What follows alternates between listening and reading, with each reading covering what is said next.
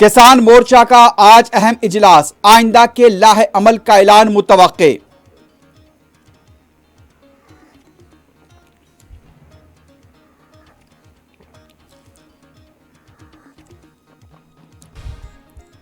समंदरी तूफान जवाद आंध्रा और उड़ीसा के साहिल से चंद मील के फासले पर, बाज इलाकों में बारिश, एनडीआरएफ और इंतजामिया चौकस।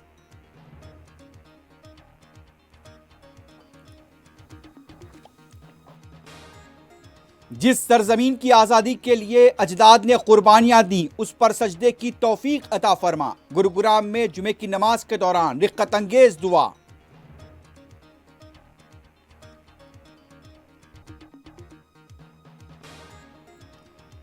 कर्नाटक के शिमोगा में 29 तलबा कोविड से मुतासिर, हॉस्पिटल मुंतकिल।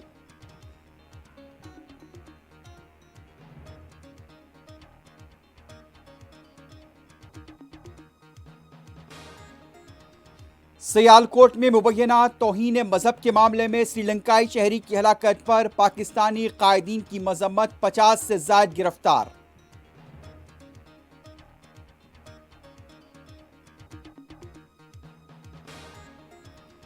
अमेरिका और कनाडा में ओमिक्रॉन के मजीद नए केसेस, ओमिक्रॉन आग की तरह फैल रहा है, माहिरीन ने किया खबरदार।